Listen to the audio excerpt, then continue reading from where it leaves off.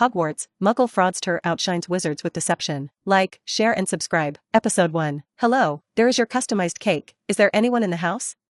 Under the dim street lamp, the cake shop employee wearing the uniform of the cake shop and temporarily acting as a courier patiently knocked on the door. The strange thing is that obviously in the order phone said that there was definitely someone at home, but no one came out to open the door for half a day. He glanced at the address on the cake, number 17, Privet Road, Diagon District. There was nothing wrong. This is a bit of a bad idea, and cakes made with animal cream can't last long in summer temperatures. The courier brother knocked on the door again, and this time he heard strange movements, only not from the house, but from behind.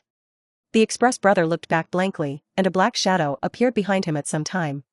He wears a dark and smooth fur, a polished top hat, and a white mask on his face, like a night baron walking through the dark. These costumes are nothing. What is suffocating is that he is actually floating in the air. "Ah, hello, Mr. Courier," said Baron of the Night with a smile. "Give me the cake, by the way, this is your tip." He stretched out his hand, and in his hand were several coins, and the Empress head on the coins winked happily at the courier brother. "Ah." The courier brother let out a scream, smashed the cake in his hand as a dark weapon at the Night Baron, and fled in the direction of the street. "Huh?" The Night Baron struggled to catch the cake box, and finally stabilized the cake with excellent balance. "How did you escape?" He turned around in a circle and shook his head helplessly at the fleeing courier brother. The door was opened, and an expressionless boy about 10 years old walked out. He has this soft and fluffy brown hair, and his light blue eyes reveal calmness and peace that makes him look very mature. Although he is only in his teens, his excellent appearance has already been reflected, and he can attract the attention of girls when he grows up a little. "Yo, good son, happy birthday." The Shadow Baron heard the voice and turned back again, shouting in an exaggerated cheerful tone, handing the cake in his hand to the boy. "Thank you very much, Mr. Wilson, but please don't scare people with exaggerated magic tricks next time. Mrs. Feig across from me said that there have been some not-so-good rumors circulating in the community lately, and I don't want my family to be evicted from the community." The little boy rolled his eyes and took the cake. "Oh, I just have some inspiration, and I am unwilling not to release it," Mr. Wilson said with a smile. "Yes, I specially called the cake shop to send the cake at night, just to let the night cover the tightrope behind you." The boy glanced behind Mr. Wilson, and there were actually 3 strong steel wires hanging from the seemingly empty place. "It's too dangerous." "Well, I have to admit that what you said makes sense. Good son, come and help me. The pulley set seems to be malfunctioning. I can't go back." Mr. Wilson twisted in the air like a caught carp. Louis John Wilson, the son of the big carp in front of him, sighed, and felt the urge to hang this disgraced father overnight. Wilson is a family of magicians. Louis's grandfather, John Wilson, is a very good magician, once performed exclusive escape magic for the Queen. Lambert Wilson, the big carp that has just been put down, is good at large-scale magic and likes to cooperate with large-scale scenes to create miraculous magic effects. This made him more famous than Wilson Sr., and the dazzling miracles were not comparable to escape magic. And Louis, the boy who is just 11 years old today, is a magic genius, adept at performing magic tricks with blind eyes and dexterous fingers. That is, beginner level. At the dining table, Mr. Wilson, who had changed into normal clothes, sat in his seat and obediently accepted Mrs. Wilson's complaints. "I hope you can stop, dear. Mrs. Wilson is a gentle beauty, and no one can endure that torment when she stares at you with resentful eyes. I don't want Louis to be dragged down because of his unreliable father when he chose school. Don't worry, honey, our son is a genius, especially in math and magic, and no school will want to miss him," Mr. Wilson said proudly. When it came to school, Louis didn't speak, but he already had a pleasant choice. Not those ordinary schools anyway. "Louis, hand me the jam," Mr. Wilson said. Louis picked up the jam next to him and handed it over, while the knife collided with the dinner plate with a crisp clang. With a pleasant smile on his face, Mr. Wilson could not wait to take the jam, but the next moment appeared in his hand was a bottle of sugar-free cheese. "You should eat less sugar, the doctor has already said, your blood sugar is on the high side." Louis shook the jam bottle that appeared in his other hand at some point and said, "Ha ha ha, wonderful performance, how did you do it?" Mr. Wilson did not have the slightest anger of being fooled, but asked with great interest. "It's just a small means of diverting attention, just now your attention was distracted for a moment," Louis said, pointing to the knife on the plate. "Oh, that's right." Mr. Wilson suddenly realized, a very ingenious little trick, but also requires solid basic skills. "Well done, kid." Louis had become accustomed to Mr. Wilson's compliments, and he shrugged his shoulders indifferently, and suddenly he was stunned, his eyes fixed on the font in the lower left corner of the field of vision.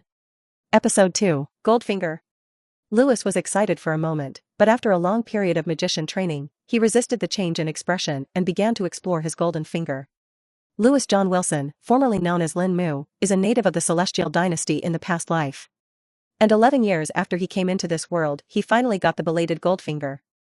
The Goldfinger, called the Fraudster system, allows you to earn a varying number of fraud points by deceiving others. Fraud? Deception? Although it sounded very bad, Lewis remembered the scene that had just happened.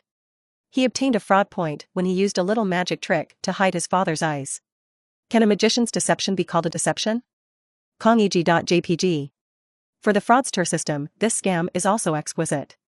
The smarter and harder the person being deceived, or the stronger than Lewis, the greater the impact of the deception and the more points are earned. For example, deceiving an old man can only get 5 points of fraud, an ordinary person can have about 20 or 30 points, a strong adult is about 50 or 60, and deceiving an experienced magician can get 100 or 200 points. Fraud points can be used to draw prizes to obtain magical items, and every 100 points can be played for a normal level draw. This can make Lewis feel bad, and his heart says that your broken system has come 5 or 6 years earlier, and he has reached the peak of his life. Lewis's home has never lacked magician performances, and Mr. Wilson, a famous magician, has been deceived countless times by Lewis's deceptive age. This rounding has lost at least 100 million. With such a sense of heartbreak, Lewis was half excited, half distressed, and finished eating his birthday cake with mixed feelings. The gift is in your room, go and unpack it yourself. After eating, Mr. Wilson helped Mrs. Wilson clear the table and said to Lewis. Lewis, who had long been itching because of the system, immediately rushed to the second floor and returned to his room with a cheer. Why is this kid suddenly so happy? Mr. Wilson muttered. Did he find out about the gift you prepared for him? And he just wants it? Mrs. Wilson guessed, our children are very smart. No, it's not wonderful at all, surprise is the best compliment to a magician. Mr. Wilson said in frustration. Mr. Wilson's lost Lewis, of course, did not know. He quickly ran back to the room, ignored the huge gift placed on the floor, beautifully wrapped, and sat at the desk and watched the view outside the window evoke the system. System, start the draw. He couldn't wait to order. Spend 100 points to start the normal level draw. Handwriting flashed in front of him, and then a vast sea of stars appeared. Each point of light in the vast sea of stars represents an object, and it is impossible to see what is inside each point of light. Before Lewis could react, one of the points of light suddenly flashed, enlarging and obscuring all the field of view. A pair of light blue illusory palms appeared in front of Lewis, and information about this thing flooded into Lewis's mind. Mage's Hand, an invisible palm that moves with your mind and can grab items or attack enemies, with 3 times the power of your spirit. Mage's Hand? Lewis's eyes lit up, and the first thing he thought of was to use this prop for magic. Isn't a palm that is invisible in the eyes of others rounded up mind control? Lewis, who got his new toy, couldn't wait to start experimenting, from dexterity to a full test of strength.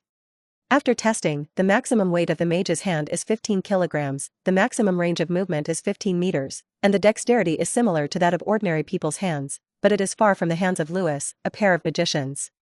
But this is already very good. Lewis does not need how delicate these mage hands are, its strength and scope alone are enough to surprise Lewis. Even if I go to Hogwarts, I'll be the most beautiful boy. Lewis said with satisfaction, his eyes drifted out the window, across the road from the 4th residence of the same community. The family's surname was Dursley, a family that did not have a good reputation in the community, including but not limited to their impolite son and harsh nephew. They adopted their nephew, a child named Harry Potter, for free, but the child did not live well. Although it sounds bizarre, Lewis was convinced that he had come to the world of Harry Potter after seeing the little boy next door who looked a little weakened because he was malnourished and often bullied. And he lives opposite Harry Potter's uncle's house. It's a pity that the thighs of the protagonist of Harry Potter are not good to hold, there are many disasters, and if you can't hold it, you will die violently. Lewis shook his head and withdrew the Mage's Hand. Therefore, he has not been close to Harry in recent years, and if the relationship is too deep, it is estimated that it will be miserable in the later stage.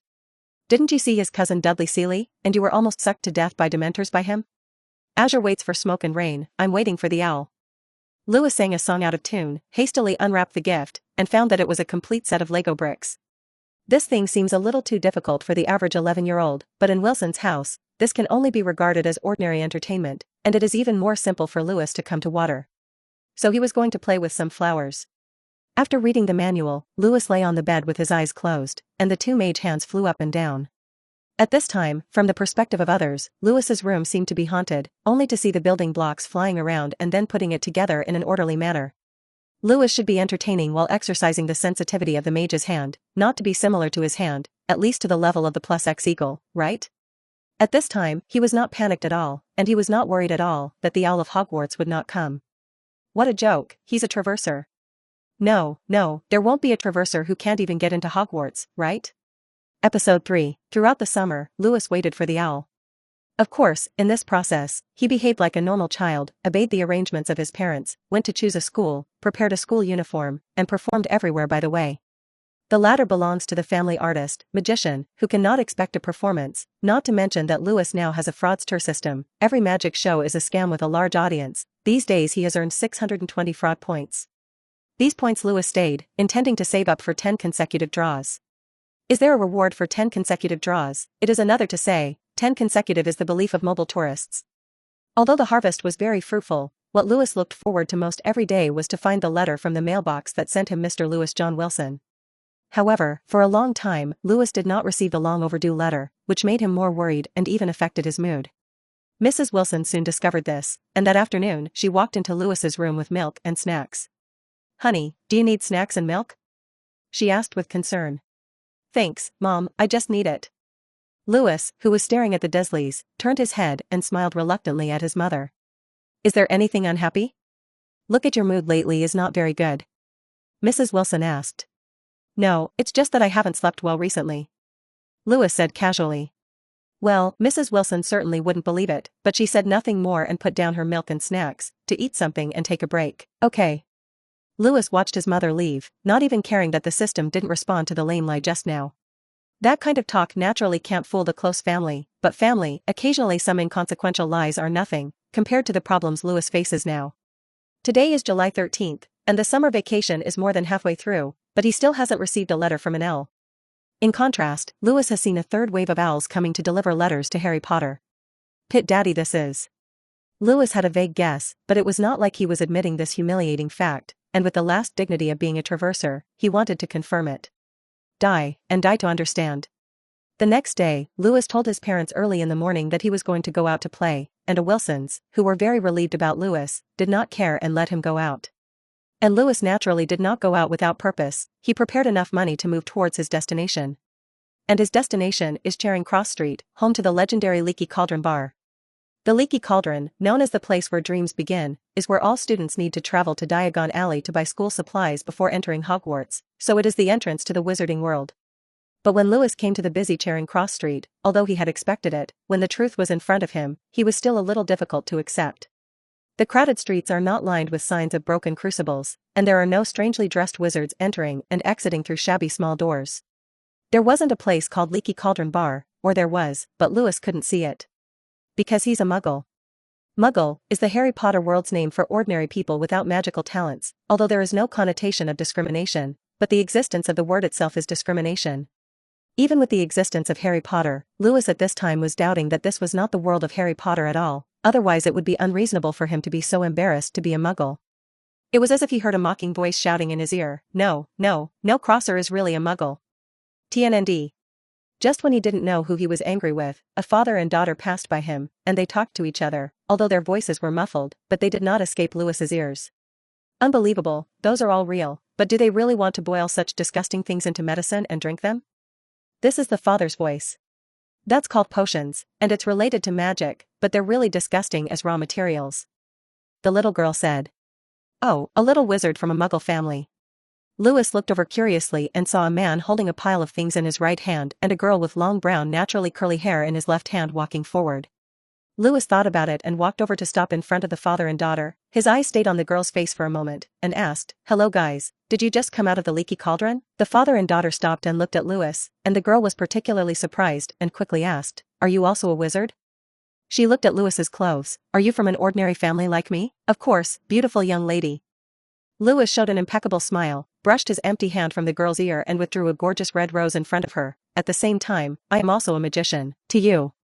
He handed the flowers to the girl. "Introduce yourself. My name is Lewis Wilson, just call me Lewis." "Thanks, it's beautiful." The girl smiled and said, "My name is Hermione Granger." Episode 4. Oh, it turned out to be Hermione. Lewis nodded impassively. "Hello Hermione. Wilson? Magician? What is your relationship with Lambert Wilson?" The girl's father, Mr. Granger, asked. That was my grandfather, a great magician. Lewis smiled humbly. It's unbelievable, I love your grandfather's magic. The man was a little excited, and suddenly he remembered something and asked, could it be that old Mr. Wilson is also a wizard? No, my grandfather was an ordinary person, like I just said, I also come from an ordinary family. Lewis said with a smile. You deceived an adult dentist with excellent observation and you earned 60 fraud points. You deceived an underage wizard and you earned 150 fraud points. Current fraud points, 830. You have touched the wizard and opened the second type of lottery, and the boutique level costs 500 points per draw. A system prompt appeared in front of him, making Lewis almost unable to maintain the flat expression on his face. Not only the second type of lottery was opened, but also because of the fraud points offered by Hermione. Underage wizards can actually provide so many fraud points. The reason why Lewis stopped the Granger father and daughter was to try to see if there would be more fraud points for the fraud against the wizard, but he didn't expect it to be a stone hammer. This point is higher than his father, and the wizarding world is heaven for him. But this paradise was blocked by a heavenly Grobbin, because he was a muggle and could not go to Hogwarts. Damn, can you only cheat Harry Potter every winter and summer vacation? Lewis was unwilling. Wait, things don't seem to have reached the point of no return. Lewis's mind flashed, and he suddenly had a bold idea. But this idea is not yet realized, and Lewis plans to say goodbye to Hermione. Can addresses be exchanged? I would like to write to you when I have a chance. Lewis smiled and said, I should go back, but I don't want to miss this encounter. He flipped his palms and unconsciously took out the paper money from a pocket on his body. As a magician, I am always accustomed to carrying some strange things, such as Lewis, with a total of 17 pockets on my body, containing glass balls, pins, tissues, simulated fingers, and a series of magic props, which are not visible from the outside. Why not just exchange phone numbers? Hermione asked. This is the wizard's contact information, and they will send letters with L's, just like our admission letter. Lewis explained. Hermione found it interesting to hear it, happily left her address on it, and handed it to Lewis, who also took a piece of paper to write and draw, and finally handed Hermione a blank piece of paper. Huh? Is your pen running out of ink? Hermione asked, looking at the paper. Of course not. Lewis pinched the corner of the paper in Hermione's hand, pulled and shook, and the flames burned through the paper, leaving a burned address. Looking forward to seeing each other next time. Lewis politely bowed slightly and waved away with the address of Hermione's house. Hermione blinked, glad that she had made a friend. She carefully put away the special contact information, and looked up to see her father looking at her with strange eyes. I always feel that kid has bad intentions. Mr. Granger touched his chin and said. Don't let him fool you. Dad, what are you talking about? Hermione rolled her eyes and hammered Mr. Granger's stomach. I'm just curious if Lewis just used magic or magic. It should be magic. Didn't the professor who can turn into a cat say that magic needs that stick? It's a magic wand. You confused an underage wizard with a simple little magic trick and you earned fraud points, 200 points. Returning home, Lewis looked at the system's prompt record and then focused on his own points. 1030 points, enough for one ordinary 10 draw or 2 boutique draws. Although the temptation of 10 consecutive draws is very large, Lewis feels that a fine lottery worth 500 points is more high-end than an ordinary lottery worth 500 points. Let's choose the boutique lottery. Lewis made up his mind. System boutique draw, twice. With Lewis's instructions, a vast sea of stars appeared in front of his eyes again, only this time the starlight in the sky turned golden. 2 golden lights lit up and almost blinded Lewis's eyes, and after the light dissipated, 2 props emitting a soft light appeared in front of Lewis's eyes. The first is a ring set with dozens of turquoise gemstones, called Portable Private Space Teleportation Point. According to the introduction, this is actually the common space ring in the novel, but the principle is different. Those are portable space, this is the portable teleportation point, and the space does not know where it is fixed. However, the effect is the same, and this portable teleport point is more secure, so you won't lose stored items due to blowing up, and you only need to copy a ring to activate it again. Of course, Lewis does not have this technology now, and can only look forward to whether he can get the lottery in the future. The second item is more special. This is actually an eyeball, or the kind with black stripes on a red background. This familiar shape suddenly made Lewis shout a name. Sleeping? Sharingan? Episode 5. Lewis is right, this is indeed a Sharingan, or the kind of 3-hooked jade. But seeing this eyeball Lewis is difficult. He has read the anime and manga Naruto, and naturally knows the side effects of this thing. This thing is not transplanted by people from the Uchiha family, it will be burdensome, the use will affect the eyesight, and the consumption is huge. The consumption is still ninja specific, chakra, so where is the thing Lewis? And after this thing is installed, the eyes are blood red with hooked jade, how scary it looks like, and his parents can't take him to the hospital when they see it. But after seeing the introduction of this eyeball, Lewis breathed a sigh of relief. Sharingan ATES 150 replica, eliminates all side effects, cannot evolve, only has 2 abilities of, weakening copy, low-level illusion, using no chakra instead of consuming any energy, no energy will consume mental power, no obvious characteristics after transplantation, full install/uninstall operation, no worries. Although I don't know what the string of unconscious English plus numbers behind this eyeball is, the effect of this thing is really fragrant, especially the 2 items of no obvious features and full transplantation. After getting the reward, Lewis hurriedly pressed his eyeballs on the left eye socket, and suddenly the chakra eyes turned into streamers and merged into the eyeballs. Lewis only felt that the left eyeball was slightly hot, without any discomfort. The mage's hand took the mirror and placed it in front of him. The light blue pupils did not change much, but dimmed slightly, becoming a little deeper, and looked more attractive. Confirming that the transplant was complete, Lewis stared in the mirror and tried to use the power of the replica Sharingan. In the blink of an eye, there is another mirror next to the mirror, and it is generally the same from the frame to the specular reflection. Lewis looked at the 2 mirrors, and felt his state again, fortunately, a little tired, but it was still okay to use this kind of sprinkling illusion 50 or 60 times. Lewis cancelled the illusion and turned his attention to the ring again.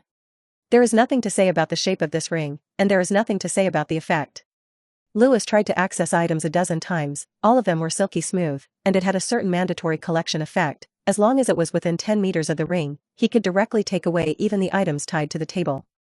As for why it is centered on the ring, because Lewis can use the mage's hand to grab the ring to collect items remotely, which is ridiculously convenient, and if it is used as a magic prop, the audience can't expose Lewis's trick even if they want to break their heads.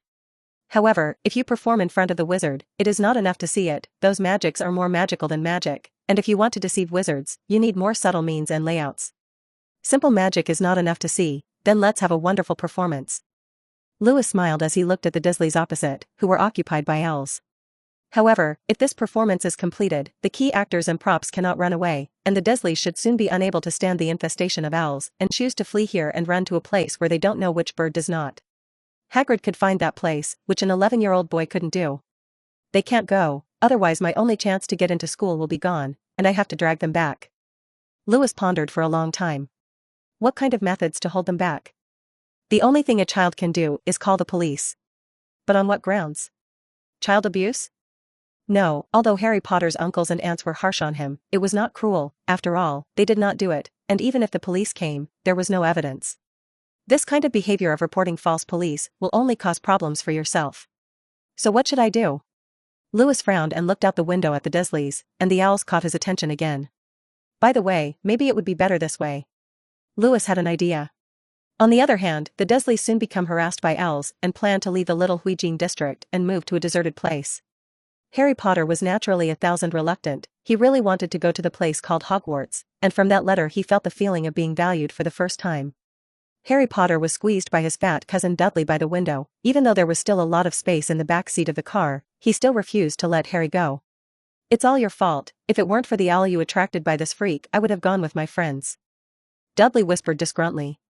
He did not dare to speak too loudly, because his doting father was now like madness, panting like an angry boar, and he did not dare to provoke Vernon Dursley in this state. Harry Potter silently endured Dudley's bullying. More than 10 years of sending people under the fence made him very sensible. He understood that no matter how Dudley bullied him, no one would support him. Even fatter than Dudley Dursley, Vernon Dursley, like a large balloon, scolded and squeezed into the driver's seat, and he turned around with difficulty because his huge body made this simple movement seem difficult. Listen, boy. Vernon Dursley glared at Harry Potter, who was cowering in the corner. Don't think about going to that freak school. Look, I'm going to take you to a place they will never find. Harry Potter lowered his head, looking tame, but his hand was on the letter in his arms. He had secretly hid it, and he was thinking that with Uncle Vernon's stop, he might not be able to go to that Hogwarts school in his life, but he could keep it as a memorial to the only place that valued him. Episode 6. The car started shaking slightly and slid out of the garage. Harry Potter looked out the window, and the owls looked at Harry in the car with a cooing sound and tilted their heads. Farewell, owls. Harry Potter said goodbye to these friends in his heart, and at this moment, the car that had just driven out of the garage was forced to stop, and just listening to the sharp sound of brakes could tell how reluctant it was. A group of somewhat emotional people stopped the Dursleys' car. What are they going to do? Dudley forgot to bully Harry to lie on the backrest of the front seat of the car and look at the people, and Harry also had a chance to breathe. He leaned against the window, looking at the people curiously. "Hey! Why are you people blocking my doorstep?" Vernon Dursley poked his head out, and even though he was angry at being tortured by elves for days, he tried to restrain his emotions. Out of the group came a man who appeared to be the organizer, who walked to the side of the car and said to Vernon Dursley, "Sorry to disturb your holiday, but we have received reports that the abuse of owls here has led to collective retaliation by owls." "Abuse owls? This is ridiculous." Vernon Dursley panicked for a moment. After all, he did use some violent means when expelling the owl. The organizer gave Vernon Dursley a meaningful look. "Maybe, but don't worry, we'll investigate first." "It's ridiculous, it's ridiculous." Vernon Dursley muttered, and suddenly asked, "Who are you?" "Royal Society for the Protection of Birds, sir." The organizer handed a business card. "It's a bit abrupt, but your and your family's vacation is going to be postponed for a while." "Why? You don't have the power to enforce the law." "Of course, so we called the police."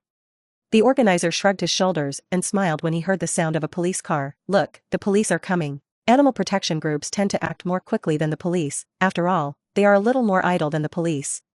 The culprit, Lewis, stood at the window, looking at the Dursleys, who were panicking like a policeman explaining something, and Harry, who was standing on the side sneering, was very satisfied. "In this way, at least it can delay them for a week or two," Lewis said to himself. In the end, the farce ended in a very bland way. After a simple inspection found nothing unusual. The owls did not have any offensive tendencies, they just crouched here. Although the reason is not known, this is the freedom of the owl, the police cannot take care of it, this should be the work of an expert in bird behavior. Members of the Bird Protection Society tried unsuccessfully to attract the owls, who stood firmly in their seats and looked at the Muggles like fools. As magical creatures, they have superb intelligence, and they naturally understand what these Muggles want to do, but what does this have to do with the owl who delivers the letter? All they choose to watch a play. Eventually, the police alerted the organizers of the police and ordered them to leave. Although the gentlemen and ladies of the Bird Protection Association were very excited, they could not say anything without evidence, so they could only leave in ashes. But their impact did not end, and before the police left, the officers gave advice to the Dursleys. Although there is no evidence that you have mistreated protected animals, for your safety, it is better not to go far in the near future. This is to clear your suspicion and prevent you from being threatened by the Bird Protection Society. Before leaving, the police told the head of the family, Vernon Dursley. "What do you mean? Will they still hurt my family?" Vernon Dursley questioned. "It's not that there has been a case, but they have a history of killing foxes and cats, so be careful." The policeman shrugged, got in the car, and left. Looking at the back of the police car leaving, Vernon Dursley shivered. He looked at the owls around him who were staring at him, cursed secretly, took his family, and returned to the house with Harry Potter by the way. The wicked have their own wicked grinds, and although the Dursleys are not too evil, the good people are not worth mentioning to the Dursleys, and only people without a bottom line can pose a threat to them. You fooled 13 people from the Bird Protection Society and received 130 fraud points. In his room, Lewis watched the system's prompts and his eyelids jumped. Those 13 people together did not have as many fraud points as Hermione Granger alone, which was outrageous.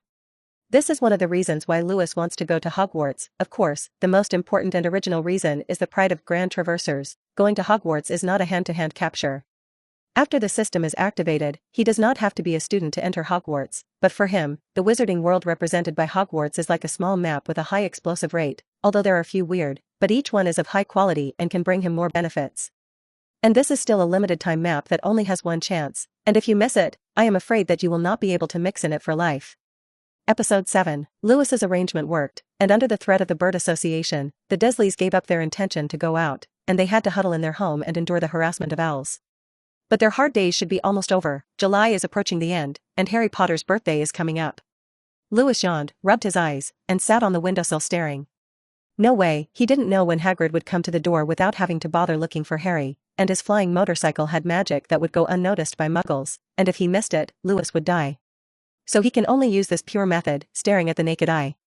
But this is not without benefits, staying up late to cultivate immortals with the ability to train themselves. Now Lewis has been able to easily use the 2 abilities of the Sharingan, and also by the way has figured out some necessary illusion means, and his mental power has also increased significantly. It is foreseeable that he will need to use illusion as magic for a long time, so some observable illusions must be prepared in advance. As for the rest, Lewis glanced at his fraud points, which were still 160. Instead of wasting it on ordinary lottery, it is better to save up for the lottery, which will help him more. Dee Dee. Dee Dee, the sound of the electronic alarm clock chiming the time, it was 12 o'clock, and the date jumped to July 31st, which is Harry Potter's birthday. If nothing else, today should be Hagrid's time to pick up Harry. Lewis stared at the door of Dursley's house with wide eyes. Can't he even see the flying motorcycle and can't see people? Hagrid's one is still very conspicuous in general. Suddenly, a huge figure appeared on Privet Road. Lewis was sure that the road just now was empty, and that figure appeared out of nowhere. Is it finally here? Lewis tensed up a little as his plan officially began. Boom. Boom. Boom. A loud knock on the door woke Harry, who was sleeping. His heart skipped a beat, and at this time, this unusual visitor made him have a bold guess. The visitors outside the door are coming for him.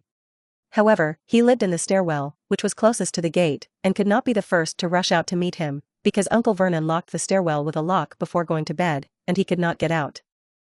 What are you doing so loudly at such a late hour? It was Aunt Petunia's voice as she descended the stairs, each step spilling a little dust over Harry's head. He heard Aunt Petunia approaching the door, and she sounded a little unconscious, and in the face of a suspicious knock, she actually planned to open the door directly.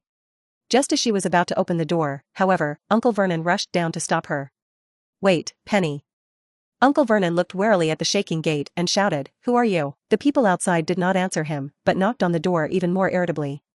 The door frame was shaking, the floor was shaking with it, and the Dursleys hugged each other and looked in horror at the gradually deforming door frame. Boom. With a loud bang, the door crashed to the ground against the door frame, and a giant more than 3 meters tall, dressed in sackcloth and animal skin sewn clothes, holding a broken umbrella in his hand, and his hair and beard were messy and shaggy, walked in. His body is so huge, making the relatively spacious entrance extremely narrow. Vernon Dursley, you're the villain, aren't you? Well? The giant's voice buzzed like a vibrating urn. Where's Harry, you monster? Get out of my house. Vernon Dursley was so frightened by the giant that he screamed loudly and tried to drive it away. It's up to you, I'm here to pick up Harry to Hogwarts, I won't leave without him. The giant ignored the threat of the fat man in front of him, his gaze crossed the Dursleys and looked into the room. Where is Harry? Boom. Boom. An agitated Harry was banging the stairwell door, fearing that the person who came to pick him up outside would think he wasn't here and leave.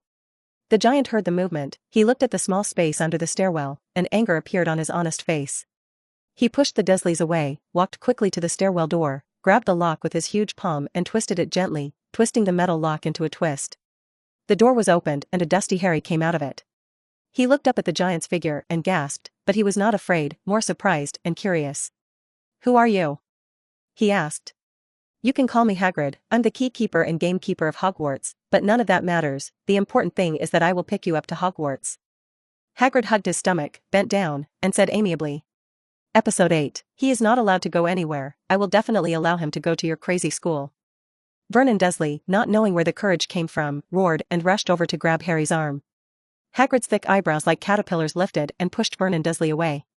He only gave a gentle push, but pushed Vernon Dursley to the ground, and his fat body was slapped on the ground.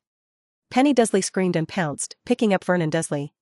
He belongs to Hogwarts, he was born to go to Hogwarts, it's the best school of magic in all of Britain. Hagrid said proudly. The best school of magic. Harry looked longing. Uncle Vernon had always said he was only worthy of a school like St. Brutus Security Centre School for juvenile offenders, not the best in all of England, but now another man said he deserved the best. Although the man was a little older and rougher, Harry thought he was a good guy in his heart. Okay, let's go, Harry, take your stuff. Hagrid touched Harry's head and said. Harry nodded excitedly. He took his clothes out of his room, wrapped them in sheets, carried them on his back, and prepared his poor luggage to follow Hagrid as he had fantasized about running away from home countless times in the past. Now Vernon Dursley didn't dare to stop it, this giant was a real tiger, and with a wave of his hand, he almost didn't break his waist, and could only watch Harry follow Hagrid away. Tell you, it's okay to take him away, but he doesn't want to come back in this life. Vernon Dursley looked at the backs of the large and the small two leaving, as if to save his dignity, and threatened loudly. Harry's pace was steady and unaffected at all, while Hagrid just turned back and gave a contemptuous look. Muggles, dare to speak out? A single oblivion spell will make you unable to find North. It's okay, leave this kind of thing to Dumbledore. Hagrid thought and walked out the door. Walking out of the house where he had lived for 11 years, Harry suddenly felt a little worried. He glanced at Hagrid and asked, "Where are we going now?" "Go Diagon Alley and buy school supplies." Hagrid replied patiently. "But I don't have the money, can I buy it?" Harry said in frustration, and without Uncle Vernon paying my tuition, can I go to school? How dashing he was when he first left, how worried Harry is now. Ha ha ha, don't worry, Harry, your parents left you a lot of things. Hagrid said, I'll take you there now, and you'll know when you get there. How do we get by? By bus? Harry asked. It's a good choice, but I have a better way. Hagrid was a little proud, and with a show-off tone, how about taking you on a flying motorcycle? Flying motorcycle? Harry's eyes sparkled with anticipation. Well, that's right there. Hagrid pointed to the side of the road when he suddenly found a small figure standing next to his motorcycle. Who? Who's where? Hagrid shouted with some doubt. Strange, that motorcycle clearly had a spell on it to prevent it from being seen by Muggles, and it should not be discovered. When he got closer, Hagrid realized that it was just a boy who looked about the same age as Harry. Lewis slowly turned to look at the tall Hagrid and Harry. Hello, he said, looking at Harry, my name is Lewis Wilson, and I just came over and took a look a little curious to see your motorcycle falling from the sky. Hello, my name is Harry Potter. Harry looked at Lewis, not knowing what was going on. Can you see it? Hagrid frowned and walked over, checked the motorcycle, and found that the spell on it had not failed. Of course, you can see it clearly. Lewis said with a serious face. Once again, Lewis confirmed his Muggle identity, and the reason why he was able to accurately appear next to the flying motorcycle was because he scanned the surrounding streets with the mage's hand. It's amazing, how does it fly? Lewis asked, pretending to be innocent. I can't tell you. Hagrid continued to examine the motorcycle and said casually. Can't say? Are you also a magician? Is this your magic prop? Lewis asked. Magic? No. Hagrid double-checked to make sure the motorcycle didn't have any faults, then looked at Lewis and asked, How old are you this year? 11 years old, just 2 weeks ago birthday. Lewis replied. 11? It's a bit strange, have you received a letter from Hogwarts? Hagrid asked again. No, Hogwarts? What is that? Lewis asked blankly. Hagrid hesitated to take the broken umbrella-shaped wand after hearing this. He was considering whether to take the boy or give him a forgetting curse. His mission this time was to take Harry to prepare for school, and by the way, he went to Gringotts to get the Philosopher's Stone, which should not be nosy. But the 11-year-old in front of him could clearly see the motorcycle blocking Muggles, but did not have a Hogwarts admission notice. Dumbledore can't go wrong, but maybe it's the owl besides the problem? Hagrid muttered to himself in a very loud voice. Episode 9. Your name is Lewis, right? I think you should go home first, and after a while, there should be an owl sending you a letter of admission, just like Harry, rest assured that maybe just the owl who sent you the letter is lost. Hagrid said that he felt a little too much, which sounded too perfunctory. Letter of admission? I don't know what kind of school it is, but I think it might be too late. Lewis said, then I probably won't have time to prepare. Yes, you're right. Hagrid, who was already a little remorseful, was immediately persuaded by Lewis. What can I do? Where are you going now? Let's go to the Leaky Cauldron for one night and go to Diagon Alley the next day to buy some essentials. Hagrid said. How about taking me with you? I can be prepared before I write so that I am not afraid to lose time.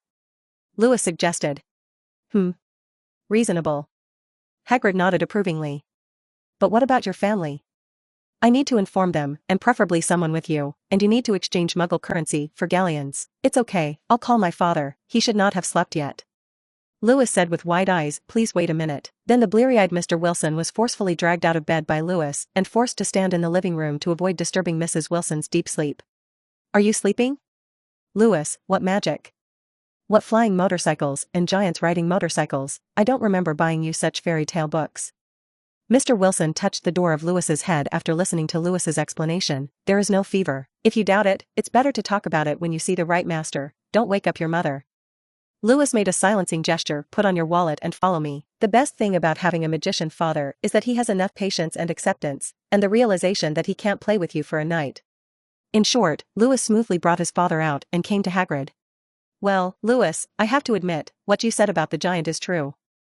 Mr. Wilson pressed his hat and looked up at Hagrid. Hi, hello, this tall gentleman, what do you call it? My name is Hagrid, Mr. Wilson. Hagrid introduced himself and introduced Harry in passing. This is Harry. Oh, Harry, I know this, you're Dursley's nephew. Mr. Wilson nodded to Harry. Hello, Mr. Wilson. Harry recognized the famous neighbor, whose magic show was said to be hard to come by. It turned out that Lewis was the son of this Mr. Wilson, and their relationship was so good and enviable. Mr. Wilson didn't know what Harry was thinking, and he looked at Lewis again. But where's the flying motorcycle you were talking about?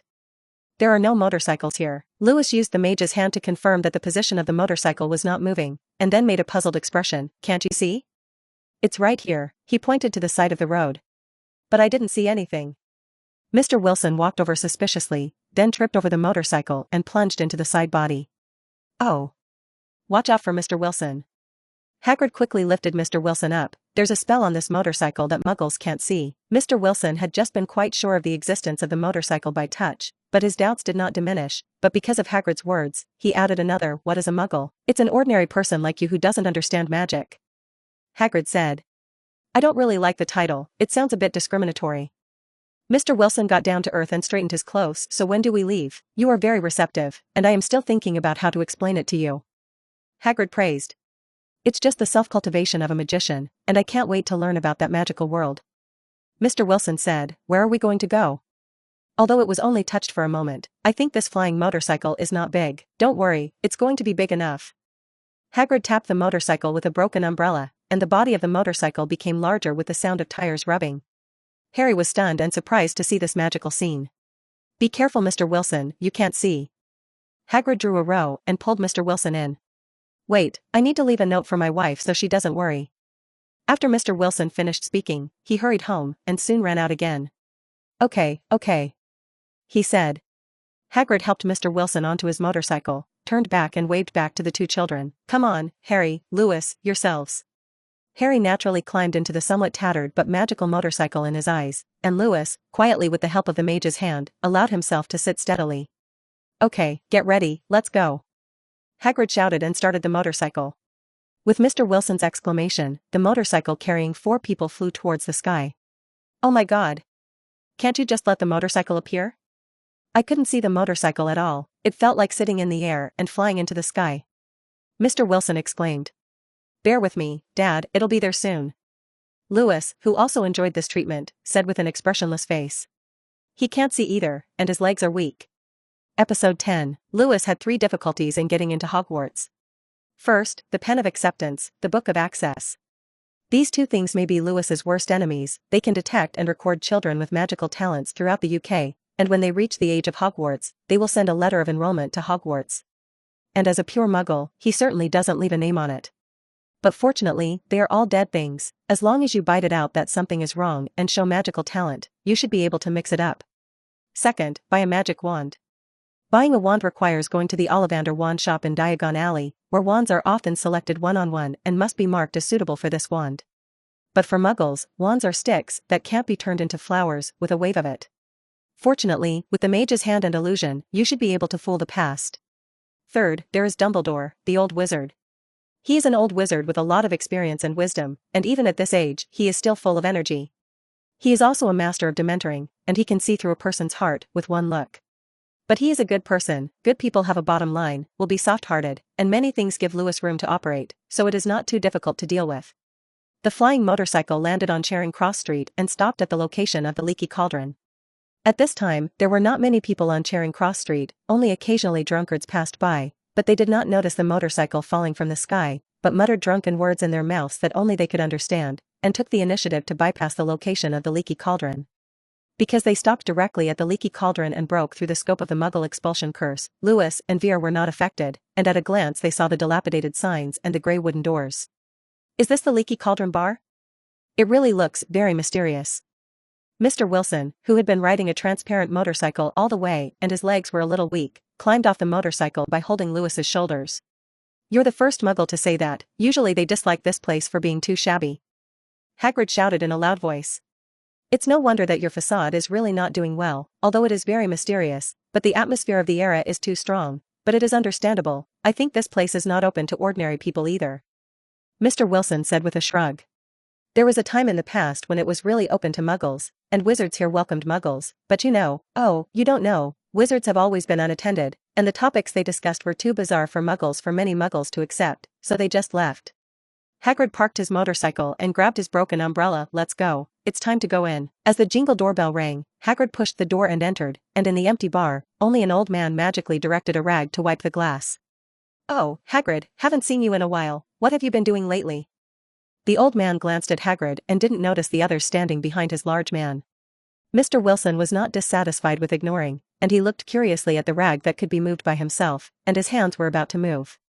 Tom, good evening, we really haven't seen each other for a long time. I'm helping Dumbledore do things. I can't say what it is, but there is one thing I can tell you. Hagrid pulled Harry out from behind. Look, who is this? The old man known as Tom glanced casually at first, and suddenly he seemed to remember something, and his gaze rested on Harry's forehead. Oh my God, he's Harry Potter. Tom stood up from behind the bar and nearly knocked over his glass. Harry was taken aback by the other party and tried to hide behind Hagrid but was firmly held down by Hagrid. Also startled was Mr. Wilson, who looked at Tom and then at Harry, leaned over to Lewis and said, "It seems that Dursley's little nephew has a very unusual identity here." "Of course not, this is a savior." Lewis thought so, but didn't say it, just nodded reservedly as a normal underage Muggle wizard. "That's right, Harry Potter, the great Harry Potter." Hagrid laughed heartily, looking honored. "Hagrid, is there something wrong with me?" Harry had never experienced this feeling of being noticed, and there was some joy in his heart but also some discomfort. "Nothing, you're a hero here, because you killed the mysterious man." Hagrid patted Harry on the shoulder. "Okay Tom, don't talk about it, give us 3 rooms, it's not early, it's time to rest, and tomorrow I will take little Harry and this little Mr. Wilson to buy school supplies." "No problem, 3rd floor." Tom threw 3 keys when he heard this. "Call me if you need anything, and I'll let the maid go up." "Thanks, come to you for another day for a drink." Hagrid waved his hand and led Harry and Wilson upstairs. Episode 11. The next morning, an impatient Mr. Wilson shook Lewis awake. "It's unbelievable that you slept so soundly in such a place." Mr. Wilson said, "I can't wait. I can understand, Dad, after all, magicians should have such a strong curiosity in order to progress." Lewis yawned bleary-eyed. For an 11-year-old child, staying up late in a row is really too painful, and he slept very late last night, so his spirit is not very good. "Well said, good son, I think you will definitely become a great magician in the future." Mr. Wilson was pleased with Lewis's answer, "Especially after you became a magician. It's probably more formal to call me a wizard, but Dad, I don't think being a wizard means I can use magic at will." Lewis got up to wash up and said, "Why? Probably the law? Or what regulations? Otherwise, the whole world would have been full of news of wizards." Lewis said with a shrug. "That makes sense." After a while, there was a knock on the door, and Hagrid and Harry had already arrived at the door. "Sorry to bother you so early, but Harry is a little anxious, he's looking forward to seeing the world of magic." Hagrid bowed his head in the doorway and said to Mr. Wilson, who opened the door, "Oh, so are we, and we're all looking forward to what we'll see." Mr. Wilson said with a smile. Several people went downstairs in groups, and the bustling bar hall unfolded in front of them. Several men and women in odd costumes, alone or in groups, were scattered around the hall, eating breakfast from the bar, looking at the moving newspaper while raising their hands to control the spoon to stir coffee. The simplest and most everyday wizarding world came upon them, and both Harry and Mr. Wilson froze for a moment, taking great interest in the moving newspapers and spoons. But their interest in these magical things is obviously not as great as the enthusiasm of those wizards for Harry Potter. "I don't know who was the first to find the lightning scar on Harry Potter's forehead," shouted Harry Potter, and soon, the entire bar surrounded him. Mr. Lewis and Wilson, who were unrelated personnel, were squeezed out, and only Hagrid remained with Harry with his physique. Harry looked at the people around him with panicked eyes, each of them with kindness and admiration on their faces, and everyone's eyes were full of kindness, not like his own uncles and aunts, nor like Dudley Cousin who bullied him. Harry felt an emotion called belonging, which made him feel like he was born to be part of the wizarding world, and an emotion called pride grew in the sounds of praise and self-introduction around him. Lewis looked thoughtfully at Harry, who was visibly overly excited. "What's wrong, Lewis, are you envious of him?" Mr. Wilson asked, patting Lewis's head. No, his honor was bought by the death of both parents." Lewis said quietly. "This is indeed. Little Potter is indeed a poor child, even if he has the honor of a wizard, but he himself lives in the world of ordinary people where these honors cannot shine." Mr. Wilson said with a sigh. "Your expression is a little strange, did you think of something?" "I'm just wondering if Harry's miserable life at his uncle and aunt's house was intentional to increase Harry Potter's identification with wizards," Lewis said. "Otherwise, the wizards can throw something casually to make the Dursley family throw rat bogeys, and even please Harry Potter, but this will only immerse Harry in the comfortable life of ordinary people. Even if he will go to Hogwarts, he may not choose to scare Voldemort. Dumbledore is playing a big chess game." Mr. Wilson was taken aback. "Lewis, how could you have such a terrible thought? This is too mature, you're only 11, I'm a genius," Lewis said casually. He looked around, looking for something. "What are you looking at?" Mr. Wilson asked. "Find someone," Lewis said. He was looking for Quilina's squirrel, who had been possessed by Voldemort. As the first villain in the Harry Potter series, this one appeared from the beginning to the end of the first step, but in fact Quilinus Quirrell was just a container, and it was Voldemort who actually worked. And Voldemort, as one of the best wizards in the Harry Potter world, must be very beautiful if he can give this guy a painless little joke at the beginning. Of course, how to do it depends on the situation, and it is necessary not to leak the bottom, and you can't let Voldemort follow the vine to find himself. Soon, Lewis locked onto his target, the tall, thin man with a cloth wrapped around his head, wearing a robe that looked like an Indian, and his face was pale as if he was still trembling slightly. It was Quilinus Quirrell, who had been possessed by Voldemort at this time. Episode 12. Quilinus Quirrell kept his distance from Harry very carefully, until the people around him warmly dispersed before walking over to greet Harry. Thanks to Quirrell's presence, the scene where he refuses to shake his hand dug Harry out of his vanity.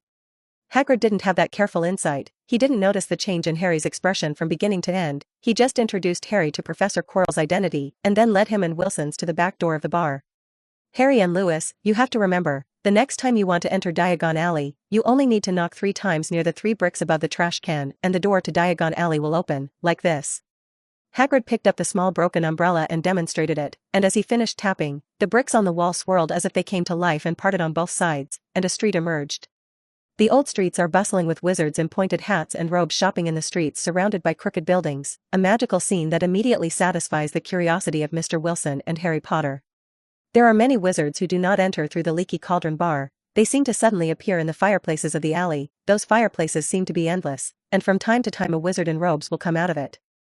Mr. Wilson showed great interest in the fireplaces that were scattered around the corners of the street, and if Lewis had not pulled him along, it would have been like drilling in to find out.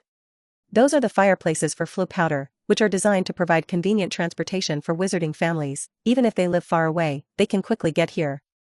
Hagrid introduced. He led Lewis and others through the streets, and the shops on both sides of the road continued to attract everyone's attention, and I had to admit that although Lewis had seen similar scenes in movies in his previous life, there was still a different experience in the immersive scene. What are we going to that now? Oh, and Gringotts is it? Mr. Wilson, an adult after all, quickly came back from a roadside stall selling strange things, to ask Hagrid. That's right, Harry needs to take the property left by his parents, and you need to exchange some galleons, which is the wizard's currency. Hagrid said. What's the exchange rate? Wilson asked. I don't know much about this, you need to ask those goblins. Hagrid said. Several people walked into Gringotts with crooked doors, and Mr. Wilson found a gloomy elf and asked his question. £5 for 1 galleon. The elf said in a dry voice. This is only open to new Hogwarts students up to 100 galleons. Then how do you calculate galleons for pounds? Lewis asked curiously. Same price, but no limit. Oh, it seems that the wizarding world is very confident in its currency. Mr. Wilson said as he pulled out his wallet. For wizards, a lot of things can be solved with magic, so Muggle currency is of little use. Hagrid said, okay, we're going to part here for the time being. You're going to take Harry to his vault, aren't you? Lewis asked. Not exactly, I still have my own things, but it's something important and secret. Hagrid plotted loudly, in his usual loud voice. Lewis's eyelids twitched, and his heart said that Dumbledore's heart is really big, and he actually let you do such an important thing. Of course, he knew what Hagrid was going to do, and he must have taken out the Philosopher's Stone placed in the Gringotts vault, which was a magic item that could turn stones into gold and make undead medicines. Quilinus Quirrell came for the Philosopher's Stone, and it wasn't long before he went to steal the Philosopher's Stone, but it failed when Hagrid took the Philosopher's Stone first. Quite a miserable villain. It's okay, Hagrid, we're waiting for you here, after all, we don't know where to buy what we are going to buy yet. You know, I didn't get an enrollment letter. Okay, then you guys can wait outside for a while, it won't be long. Hagrid nodded and led Harry to the deepest counter of Gringotts. Mr. Wilson left Gringotts with Lewis and waited for Hagrid and Harry in the bustling streets.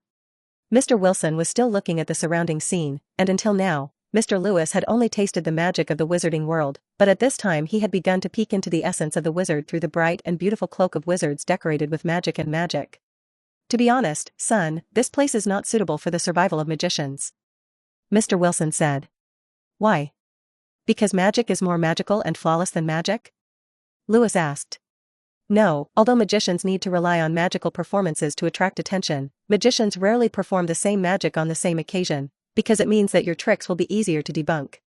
Mr. Wilson said meaningfully, for magicians, immutability is the greatest natural enemy. Episode 13. This world seems magical, but it is like a fish that has slipped through the net of a long river of time, it is like a pool of stagnant water, It seems to see what wizards in the past look like. Look at the expressions and clothes of those wizards. I seem to look at a painting of the past. Mr. Wilson shook his head. Haughty eyes, paired with the unchanging robe and pointed hat, they look down on ordinary people but are left far behind by ordinary people. This kind of content with the status quo will go wrong sooner or later. Lewis did not expect that his father would suddenly say such a profound truth, and he was a little uncomfortable for a while. So Dad, do you think it's bad for me to go to school here? I didn't say it's bad, I still have to go up, I don't have to be overwhelmed by more skills, but don't be assimilated by this backwater, you have to be enthusiastic enough, understand? Mr. Wilson said, rubbing Lewis's head. Understood. Lewis nodded. Understood, always maintain the enthusiasm of the fraudster. There is a chance to deceive, there is no opportunity to create opportunities to deceive, you can't be a wizard salted fish. Lewis immediately became elemental awareness and did not care whether there was a gap between what he realized and what Mr. Wilson said. Father and son chatted quite well, and after a while, the tall Hagrid walked out of Gringotts with Harry. Harry's expression was a little trance-like, and he probably hadn't recovered from the Gold Mountain and Silver Mountain. Let's go, Lewis, first take you to make uniforms, then buy crucibles, textbooks, and finally pick wands. Hagrid beckoned Lewis to let him follow. First go to Mrs. Morgan's long-distance running specialty store. Lewis and Mr. Wilson converged with Harry Hagrid, and Mr. Wilson began to ask Hagrid about various wizarding customs, while Lewis listened to Harry, who could not hold back, share his excitement. I didn't expect my parents to do so much for me. Harry's eyes were red and he rubbed his eyes. Hagrid told me about Voldemort. He said he was a terrible guy who killed a lot of wizards, but he died at my hands when I was a baby. This sounds so bizarre. What does a baby do to kill an adult wizard? Lewis said in amazement. I don't know. Harry was also confused. On the way to the robe shop, Harry began to babble to Lewis what he had seen in Gringotts, such as the long railroad tracks, strange waterfalls, and the sounds of unknown monsters surrounding the hollows. Hagrid said it was the cry of a fire dragon, and he had always wanted to raise a fire dragon. Harry said. Lewis listened attentively at first, returning a response from time to time, but soon he realized that he didn't need to do so at all, because Harry's eyes were already drawn to something in the window on both sides of the road. Strange-shaped silverware, bat spleen, eel eyeballs, toad skin, parchment, medicine bottles, planetariums, these things that normal people have never seen before are sold in these shops, and the price is not cheap. Soon, under the leadership of Hagrid, Lewis and Harry measured their shapes, customized their uniforms, and bought a series of school supplies such as crucible books, and came to one of the 3 difficulties of Louisa's admission. Shop for a magic wand. Ollivander's Wand Shop, one of the oldest shops in Diagon Alley, has a peeling gold sign that faintly shows Ollivander, the words of a well-made wand since 382 BC. After some dull bell ringing, a group of 4 people walked into the small shop. The hall was small, with only a bench as furniture, and the rest of the place was piled with long, narrow cardboard boxes containing wands piled all the way to the ceiling, and dust was active in the air. It seemed to hear movement at the door. With the sound of pulleys, a ladder deftly circled out of the wand pile. It was extremely fast but did not touch any wand box, and then stood firmly in front of several people. An old man with gray hair came down the ladder. He looked at Harry, then at Lewis, and then at Harry again. Ha ha ha, I think it's almost time, Harry Potter, it's time for you to enter school, come and pick my wand. Yes, only my magic wand here is the best in the whole of Britain. The old man's radiant and energetic energy was completely different from his old appearance. Good morning, children, my name is Garrick Ollivander, and as you can see, I'm the boss here. He introduced himself. My name is Harry Potter. My name is Lewis. The 2 children replied. Well, Harry Potter naturally needless to say, and then you, well, I have no record of this, it seems to be a lucky person from a Muggle family. Ollivander nodded and snapped his fingers. 2 sets of measuring tools popped out of the corner formed by the accumulation of wand boxes, and they jumped on Harry and Lewis as if they had life, and began to measure the strange data. Arm length and height can be understood. What do you do with the distance between your nostrils? Lewis sneered to himself, but did not show it, but stared at Harry. He needs to determine what kind of special effects should be needed when choosing the right wand, and then simulate it with illusion. Episode 14, 2 of them, let me see what kind of wand you guys are suitable for. Ollivander looked at the 2 children. Which of you will come first? Just let Harry come first. Lewis took the initiative. Well, a humble child, very good, then let Mr. Potter come first. Ollivander looked at Harry's data and turned to take out a wand from beside him. Here, wave it. Harry took his wand and waved it at Ollivander's request, and the wind swept in, and the wand seemed to stir up a gust of wind to blow down a mountain of wands. Looks like this doesn't fit. Ollivander didn't care about the wands that were blown everywhere, and turned to change Harry for one. Try this. Harry looked at the wand box all over the floor with some cramped eyes, waving it carefully. Boom. An air cannon appeared from the top of the wand, sending an explosion in the air and opening a hole in the wall. Picky guessed Ollivander was unmoved, took out another wand and continued. Mr. Wilson's cheeks twitched and he patted Lewis on the shoulder. It seems that magic is dangerous. Indeed. Lewis nodded. The third wand finally did not have any moths, and the moment Harry held this wand of fate, a golden light seemed to light up around him. At this time Ollivander's face became solemn. He took the wand from Harry's hand and began to educate Harry about the relationship between the wand and Voldemort.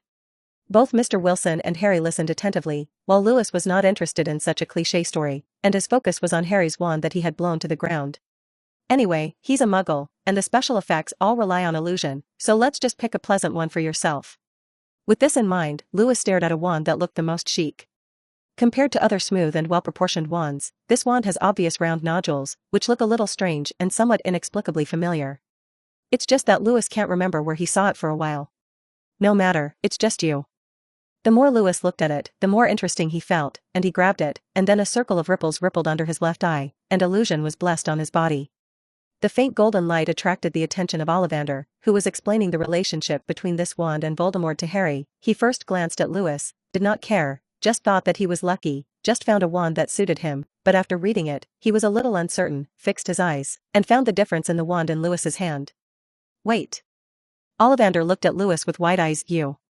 How could you possibly react to this wand? Lewis's heart skipped a beat, and his heart said, is there something wrong with the wand I hold?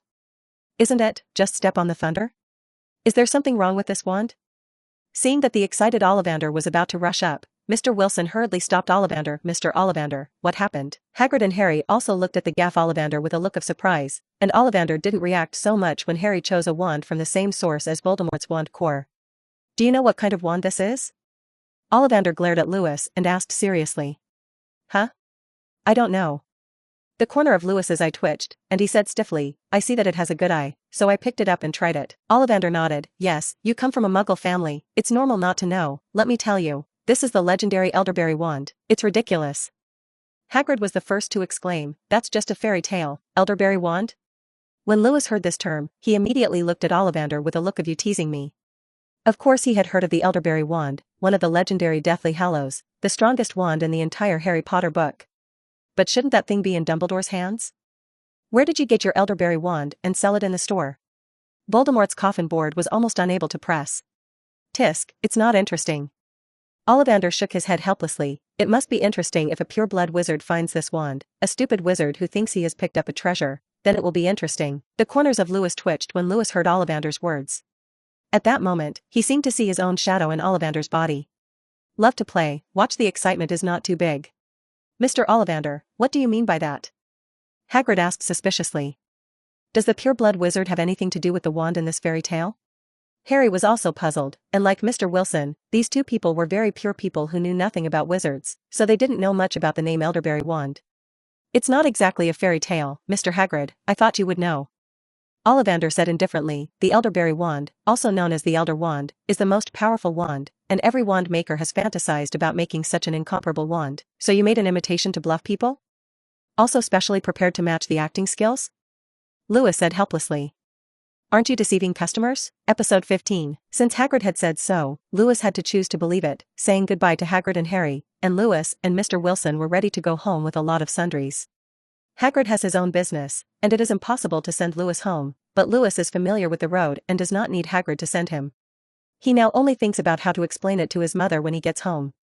Dear Mr. Wilson, have you figured out how to explain it to Mrs. Wilson? Standing at the bar counter, Lewis asked Mr. Wilson, who was drinking butterbeer, with a wicked smile on his face. I don't know if it's because the taste of beer is too weird, or because it's too difficult to run out in the middle of the night with his son. Mr. Wilson's face is not very good looking. Explain it normally, your mother is understanding and will understand. Mr. Wilson pushed the half-drunk butterbeer to the owner. Tom, oh my god, this wine is so greasy. It's normal to not get used to drinking. Lewis said casually, suddenly asked a strange smell, only to see Rocky, who was wrapped in a circle of cloth wrapped around his head, go to the counter and say to Tom, a lunch, delivered to my room. Yes, guest. Old Tom replied politely, and waited until Coral left before complaining, "Oh my god, he smells so bad that my guests are going to be driven away. We have the custom of respecting others, by the way, he is Indian, right?" Mr. Wilson said casually. "We can't discriminate against others. Don't you know that when you identify his race because of the smell, it's already discrimination?" Lewis resisted the desire to complain and rolled his eyes and said, "Dad, I'll go to the bathroom." "Then you have to hurry, don't sneak to play, we have to rush back before lunch, otherwise your mother will be angry," Mr. Wilson said. "Well, I'll be right back." Lewis blinked and ran away. "It's all coming, and you can't say hello to Voldemort." In the dark room, Quilinus Quirrell locked the door and huddled in the corner of the room listening to the roar in his head, his body trembling. "Don't worry, Master, I have already stepped on a little, everything is foolproof, I will help you get the Philosopher's Stone soon." Quirrell whispered to the great being possessed by him, but under that respectful appearance, regret tore his heart like a viper. Quilinus Quirrell, a graduate of Ravenclaw House at Hogwarts, a foolish man who thinks that wisdom can help him gain strength. For strength, he flipped through the books, found the hiding place of the legendary Dark Lord Voldemort from clues, tricked him out of his hiding place through rhetoric, and tried to learn powerful magic from the other party. But he didn't know what kind of person he was facing, that was a bad guy who could please all the professors when he was a student, so that the whole school thought that he was a good student with high moral character and excellent grades, and his grasp and insight into people's hearts were not what Quirrell, a little clever nerd, could imagine. Quirrell thought that he was drawing knowledge from Voldemort's body, in fact, Voldemort was also secretly eroding his body, and by now, Voldemort has been officially attached to his body, and the lives of the two are tied together. This made Quirrell, who had not done anything to Voldemort and the snake, have to face the fact that if he did not help Voldemort to get the Philosopher's Stone, then he himself would die in his shell with the Dark Lord. Therefore, he began to face up to his task and began to actively step on the spot, preparing to go to Gringotts to steal the Philosopher's Stone. "You've been dragging it out for too long, although your body can still support half a year, but you don't want to be crippled for half your life in the future, right?" The cold, hoarse voice recalled in Rocky's mind, "Don't think about going to Dumbledore, he can't save you, and he can't save you." "Yes, my master, I will never betray, and I will offer you all my loyalty," Quirrell said with a crying face. "Good." Voldemort's voice was satisfied. "Don't worry, do things for me, and you will gain infinite strength and eternal life." "Yes, thank you, master." Quirrell sincerely thanked Voldemort for painting the pie. Just when the master and servant were cordially communicating, the originally closed door was slowly pushed open at some time, and the aging door-bearing let out a piercing scream. Quirrell raised his head suddenly, thinking that old Tom had sent someone to bring lunch up, and subconsciously scolded, "Who let you in?" As soon as he said this, Quirrell realized that it was wrong. He remembered that he had obviously locked the door. How could it be opened so easily? Even the lockpicking spell can't be so silent. When the door opens, it reveals not the corridor of the Leaky Cauldron Bar, but the bottomless darkness, as if leading to the abyss. "Quilinus Quirrell, and Voldemort?" An unfamiliar voice came from the darkness of the doorway, and Quirrell's body shook and looked out the door with a frightened face. Who, exactly? Actually broke his biggest secret in one word?